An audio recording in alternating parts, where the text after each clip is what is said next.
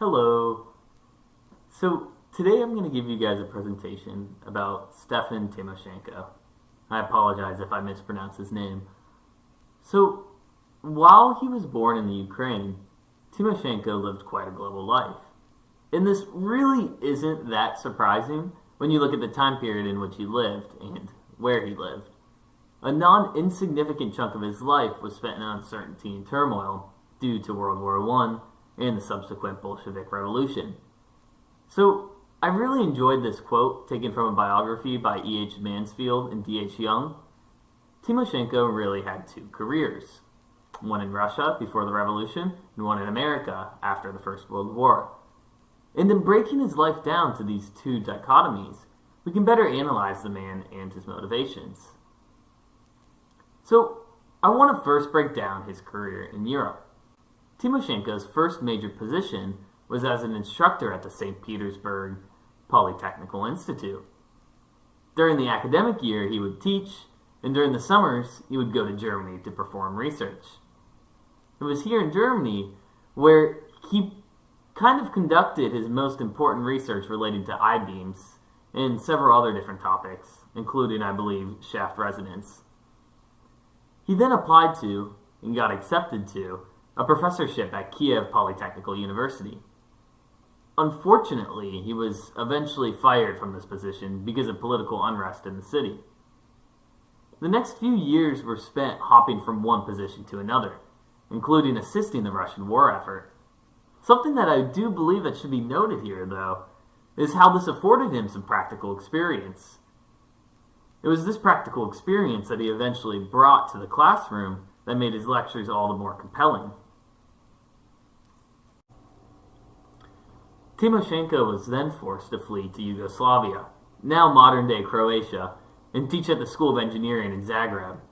Now, the first thing that immediately seems insane to me as a student is a professor teaching in a completely different language, and then having a translator translate every sentence to the non-Russian speaking class.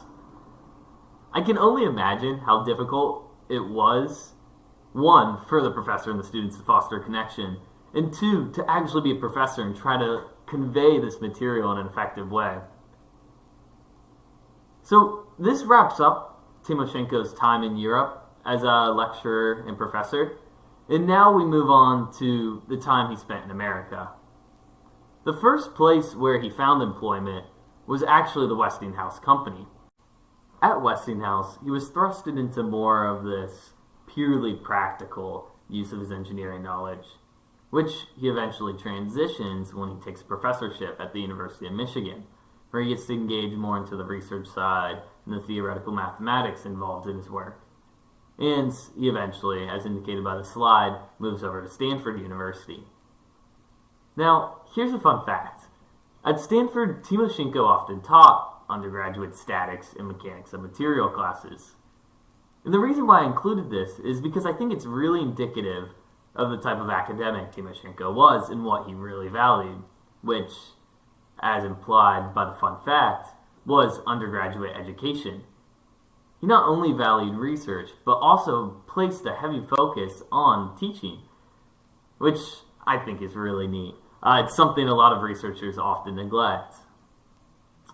And I also included, just to indicate what he was doing around this time, and when his most seminal and important works came out, were a couple of them, and their release dates. So Strength of Materials, 1928, Theory of Elastic Stability, 1936, History of Strength of Materials, 1953.